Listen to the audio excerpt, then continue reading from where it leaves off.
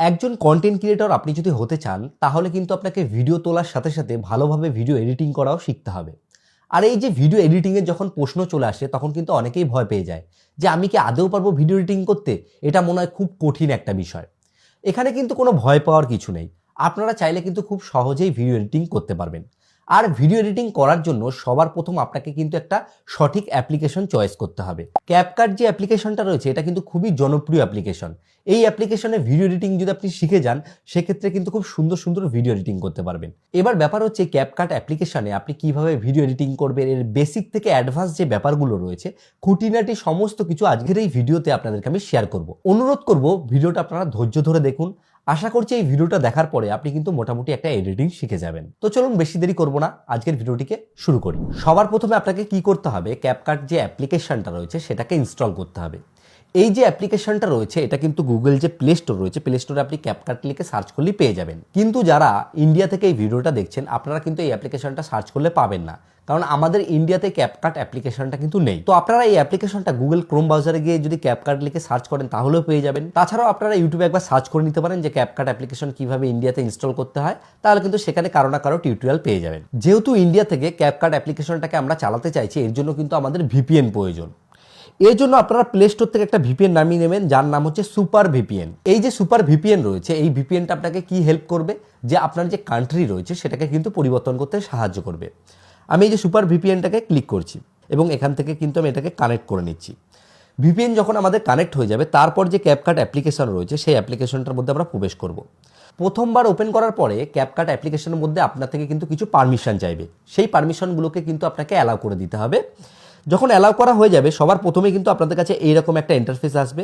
এখানে দেখুন শুরুর দিকে একটা লেখা আছে, যেখানে লেখা আছে যে নিউ প্রজেক্ট বলে।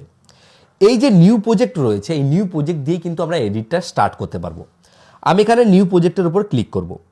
নিউ প্রজেক্টের উপর ক্লিক করার পরে আমাদের ফোনে যেসব ভিডিও বা ফটো রয়েছে এখান থেকে কিন্তু সমস্ত কিছু ওপেন হয়ে যাবে। এখানে আসার পরে আপনাদের থেকে কিন্তু কিছু পারমিশন চাইবে, আপনার ফাইলের পারমিশন চাইবে। সেই ফাইলের পারমিশনটা আপনি দিয়ে দেবেন, তবেই কিন্তু গ্যালারিটা আপনার ওপেন হবে। এখানে আসার পরে আমি একটা ভিডিও সিলেক্ট করে নিচ্ছি। সিলেক্ট করার পরে এই ভিডিওটাকে আমি অ্যাড করে দিচ্ছি। আমি যখন এই ভিডিওটাকে সিলেক্ট করে এখানে অ্যাড করে দিলাম তখন এই ভিডিওটা কিন্তু এই টাইম লাইনের মধ্যে চলে আসলো। তো এই যে নিচের যে অংশটা রয়েছে এটাকে বলা হয় টাইম লাইন। এখানে আপনারা যদি ফলো করেন তাহলে দেখতে পাবেন এই যে ভিডিওটা আমি নিয়েছি এটা কিন্তু 47 সেকেন্ডের একটা ভিডিও। এবং এখানে দেখুন এই যে ভিডিওটায় অনেকগুলো কিন্তু পিকচার দেখানো হচ্ছে। এই যে একটা একটা করে আমার যে ফটো দেখানো হচ্ছে এটা কিন্তু এক একটা ফ্রেম, মানে আমরা যখন একটা ভিডিও তুলি সেটা কিন্তু ফটো বাই ফটো আর কি ক্যাপচার হয় এবং সেই ফটোগুলো মিলিয়েই অডিওর সাথে সিনক্রোনাইজ হয়ে একটা ভিডিও তৈরি হয়।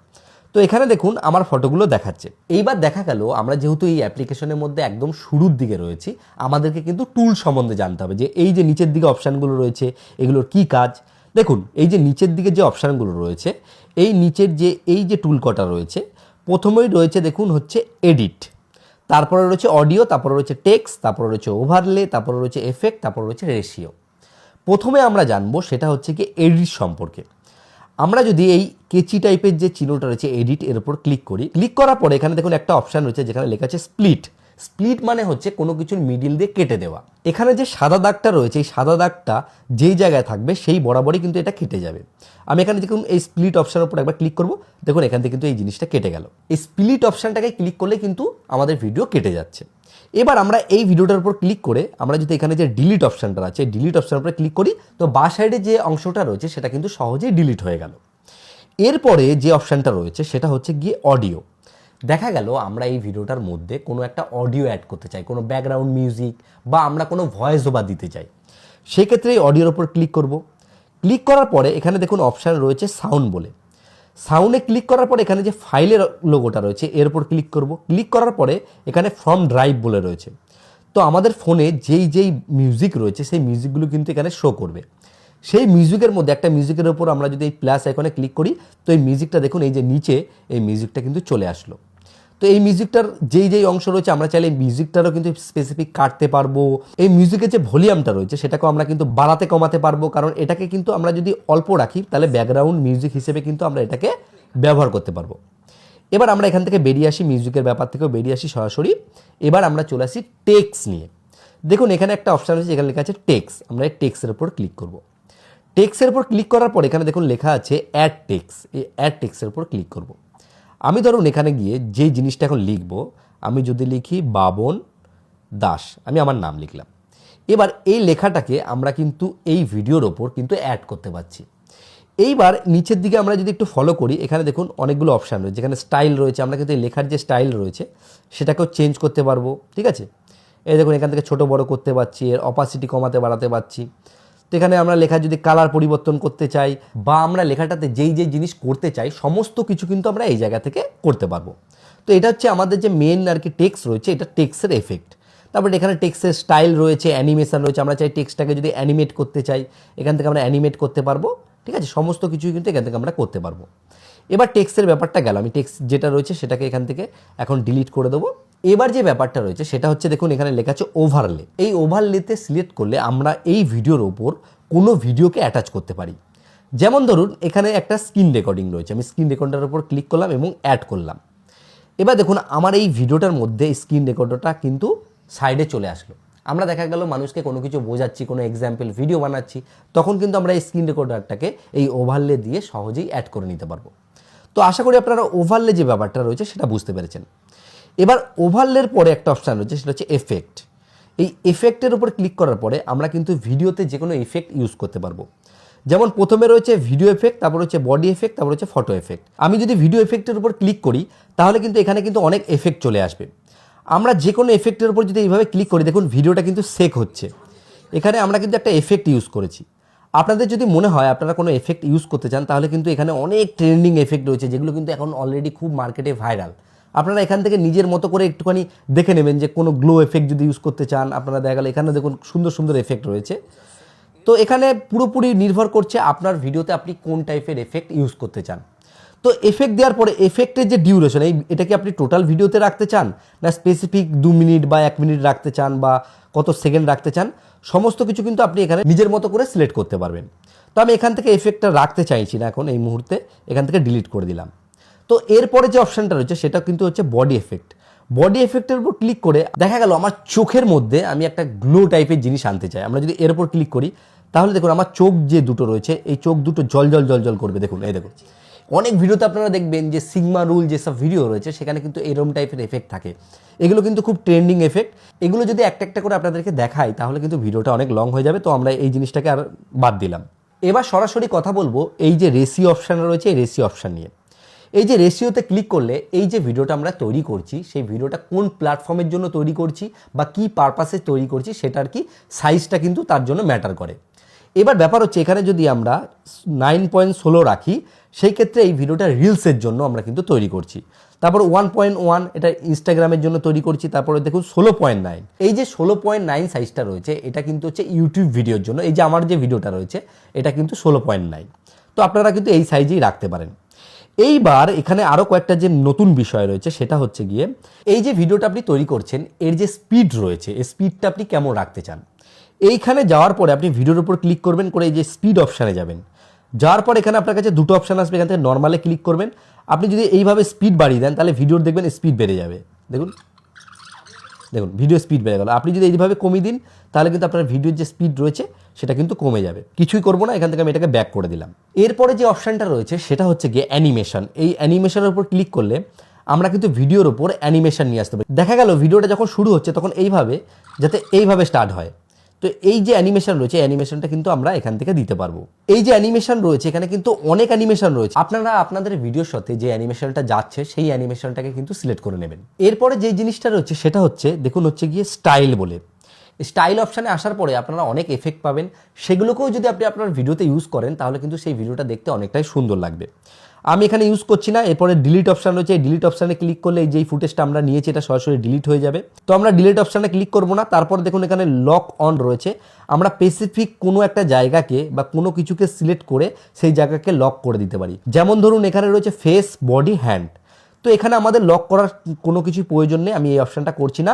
পরবর্তী যে অপশান রয়েছে সেটাতে চলে যাই, সেটা হচ্ছে ভলিউম। দেখা গেল আমরা এই ভিডিওটা যখন শ্যুট করেছি আমাদের ভলিউমটা খুব আসতে এসেছে, সেক্ষেত্রে আমরা এটাকে বাড়াতে পারি। আর ভিডিওর যে ভলিউম যদি অনেক বেশি হয় তাহলে আমরা এটাকে কমাতে পারি। তো এখানে আমি কমিয়ে রাখছি, আমি বাড়াচ্ছি না, এটাকে আমি বাদ দিলাম। পরবর্তী যে স্টেপ সেটাতে চলে আসি, সেটা হচ্ছে কি কিন্তু এডিট অপশান। এই যে এডিট অপশানটা রয়েছে এটা কিন্তু খুব গুরুত্বপূর্ণ একটা সেটিং। এই এডিট অপশানের উপর ক্লিক করে আপনারা চাইলে ভিডিওটাকে রোটেট করতে পারবেন। আপনি চাইলে কিন্তু আপনার ভিডিওকে খুব সহজে এইভাবে রোটেট করতে পারবেন। আরেকটা যে ব্যাপার হচ্ছে সেটা হচ্ছে ক্রপ। এই ক্রপের উপর ক্লিক করে আপনি চাইলে আপনার ভিডিওটাকে কিন্তু অনেকটা ক্রপ করতে পারবেন। দেখুন এখানে আমি যদি ক্লিক করি, দেখুন ভিডিওটাকে আমি এইভাবে ক্রপ করতে পারি, এইভাবে ক্রপ করতে পারি, বা রেশিও চেঞ্জ করতে পারি, বা এরম করতে পারি। মানে সমস্ত কিছু কিন্তু আমরা এখান থেকে ক্রপের মাধ্যমে করতে পারবো। তো এখানে আমার ক্রপ করার কোনো দরকার নেই, আমি এখান থেকে বেরিয়ে আসি। এরপরে যে অপশানটা রয়েছে এইটা কিন্তু একটা দারুণ অপশান। এটা হচ্ছে দেখুন কাট আউট। কাট আউটের উপর ক্লিক করে আমরা চাইলে এই যে আমি যে ভিডিওটা তৈরি করছি এর যে ব্যাকগ্রাউন্ডটা রয়েছে, পেছনের ব্যাকগ্রাউন্ডটাকে আমরা রিমুভ করে দিতে পারবো। এর পেছনে আমরা কোনো টেক্সট ইউজ করতে পারবো বা বিভিন্ন টাইপের জিনিস হবে। এখানে যে রিমুভ ব্যাকগ্রাউন্ডের উপর ক্লিক করলে এটা করতে কিছুক্ষণ কিন্তু সময় লাগবে, কারণ এই যে টোটাল ভিডিওটা রয়েছে এটা কিন্তু এই অ্যাপ্লিকেশনটা অ্যানালাইজ করবে, তারপর আপনার কিন্তু ব্যাকগ্রাউন্ড যেমন ফটো থেকে ব্যাকগ্রাউন্ড রিমুভ করে সেরকম টাইপের কিন্তু রিমুভ করে দেবে। তো আমি এই জিনিসটা এখন করছি না, কারণ এটা করতে অনেকটা টাইম টেকিং হয়। কিন্তু দেখুন আমার যেহেতু ফুটেজটা আর কি ছোটো ছিল, আমার কিন্তু এখানে ব্যাকগ্রাউন্ড রিমুভ হয়ে গেছে। তো আমি আবার ফিরিয়ে নিয়ে আসছি, আমি এই জিনিসটা আপনাদেরকে পরে বোঝাবো। এই জিনিসটা চাইলে কিন্তু আপনারা সহজেই করতে পারবেন, এটা কিন্তু খুব একটা কঠিন বিষয় না। পরে আপনারা যদি জানতে চান কিভাবে ব্যাকগ্রাউন্ডে টেক্সট দিতে হয় তার একটা আমি টিউটোরিয়াল আপনাদের জন্য আলাদা করে বানিয়ে দেবো। কোনো গ্রিন স্ক্রিন ভিডিও আপনি কিভাবে সরাবেন সেটা আপনাদেরকে আমি দেখিয়ে দিই। দেখুন এখানে ওভারলেতে ক্লিক করলাম। ওভারলেতে আসার পরে এই যে ভিডিওটা রয়েছে এই ভিডিওটাকে আমি এখন আপাতত ডিলিট করে দিচ্ছি। অ্যাড ওভারলেতে ক্লিক করলাম, এখানে আমি একটা গ্রিন স্ক্রিন ভিডিও নিয়ে নিচ্ছি, নেওয়ার পর এটাকে অ্যাড করে দিলাম। এখানে দেখুন এটা একটা সাবস্ক্রাইবার আর কি বাটন, আমি এখানে অ্যাড করবো লাইক অ্যান্ড সাবস্ক্রাইবার। এখানে এটা ক্লিক করার পরে এখানে দেখুন কাট আউট অপশানের উপর আমি ক্লিক করব, করার পর এখানে ক্রোমা কির উপর ক্লিক করব, কালার পিকারের উপর ক্লিক করব, করে এখানে আমি এই কালারটাকে সিলেক্ট করে নেবো, এই যে গ্রিন কালারটাকে। ঠিক আছে, সিলেক্ট করার পরে এখান থেকে আমি এর ইন্টেন্সিটিতে ক্লিক করে একটু এই যে বাড়িয়ে দিলাম, দিয়ে রাইট করলাম। দেখুন এখানে কিন্তু আমার এইটা চলে আসলো, আমার যে গ্রিন স্ক্রিন রয়েছে সেটা কিন্তু রিমুভ হয়ে গেল। তো এইভাবে খুব সহজেই আপনারা চাইলে কিন্তু গ্রিন স্ক্রিন রিমুভ করতে পারবেন। এরপরে যে বিষয়টা নিয়ে কথা বলবো সেটা হচ্ছে গিয়ে ফিল্টার নিয়ে।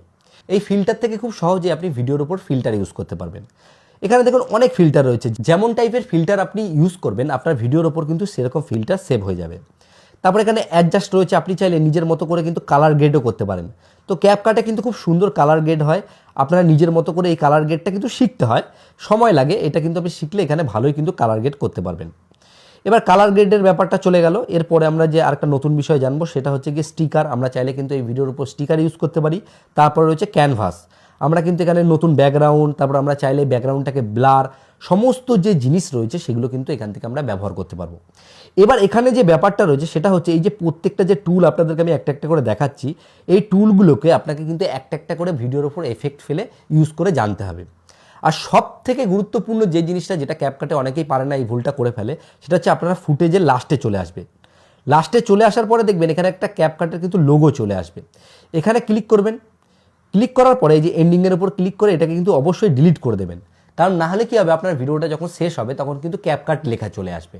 আর ক্যাপকাট যদি লেখা চলে আসে তাহলে কিন্তু অনেকেই জেনে যাবে আপনি ক্যাপকাট থেকে এডিট করেছেন, কারণ ক্যাপকাট অ্যাপ্লিকেশনে কিন্তু কোনো ওয়াটারমার্ক থাকে না। আপনার যখন ভিডিও এডিটিং করা কমপ্লিট হয়ে যাবে তখন দেখুন এই যে ডান দিকে উপরে কয়েকটা অপশান রয়েছে, এখানে এর উপর একবার ক্লিক করলে আপনি কিন্তু এর যে রেশিও সেটাকে সিলেক্ট করতে পারবেন। প্রথম হচ্ছে রেজুলেশন, এখানে 1080 রয়েছে, আপনি যদি মনে করেন যে আমি 1080-তে রাখতে চাই 1080, নয়তো 2K 4K-তেও করতে পারেন, এটা পুরোপুরি নির্ভর করছে যে আপনি কেমন কোয়ালিটিতে ভিডিও করছেন। কিন্তু 1080-তে রাখাটাই বেস্ট, কারণ 1080-র ওপরে মানুষ কিন্তু ভিডিও এখন আর দেখে না, কারো কাছে এত এমবি নেই যে তারা 1080-র ওপরে দেখবে, বিশেষ করে যারা মোবাইল ইউজার রয়েছে। এখানে ফ্রেম রেট 30 রাখতে পারেন, আর আপনার যদি আইফোন থেকে ভিডিও করেন সেক্ষেত্রে 60 FPS ইউজ করা যেতে পারে। এখানে যে কোড রেট রয়েছে এটাকে আপনি যত বাড়াবেন তত ভিডিওর এমবি বেড়ে যাবে, এটা আপনাকে আপনার মতো করে সাজিয়ে নিতে হবে। আপনার যখন এটা সেট করা কমপ্লিট হয়ে যাবে তো ডান দিকে এই চিহ্নটার উপর আপনি যদি ক্লিক করেন তাহলে খুব সহজেই কিন্তু এখানে এক্সপোর্ট লেখা উঠবে এবং এইভাবে সাদা কালারে দেখবেন ঘুরবে, কয়েক মিনিট বা কয়েক সেকেন্ড সময় নেবে। আপনার ভিডিওটা যত বড় তত বেশি সময় নেবে, আপনার ভিডিও যত ছোট তত তাড়াতাড়ি কিন্তু এখানে এক্সপোর্ট হয়ে যাবে। এক্সপোর্ট হওয়ার পরে আপনার ভিডিওটা আপনার কিন্তু গ্যালারিতে পৌঁছে যাবে, তো সেখান থেকে সরাসরি আপনারা কিন্তু ভিডিওটাকে বিভিন্ন প্ল্যাটফর্মের মধ্যে আপলোড করতে পারবেন। তো এই হচ্ছে এডিটিংয়ের ব্যাপার। এবার এক একটা বিষয়কে আমি যদি সূক্ষ্মভাবে আপনাদের দেখাতে যেতাম তাহলে কিন্তু আরও অনেক বেশি সময় লেগে যেত। এর জন্য আপনাদেরকে বেসিক থেকে মোটামুটি যেটুকু শেখানো যায় সেটুকু আজকের ভিডিওতে শিখিয়ে দিলাম। যদি আপনাদের এই ভিডিওটা একটু কাজে লেগে থাকে তাহলে অবশ্যই একটা লাইক করবেন। লাইক করলে কি হয়, এই যে ভিডিও করার উৎসাহ এটা বাড়তে থাকে, এবং বন্ধুদেরকে শেয়ার করবেন, শেয়ার করলে তারাও কিন্তু এই জিনিসটা শিখতে পারবে। আর ভিডিও শেষে বরাবর যে কথাটা বলি, আপনারা সুস্থ থাকুন, ভালো থাকুন।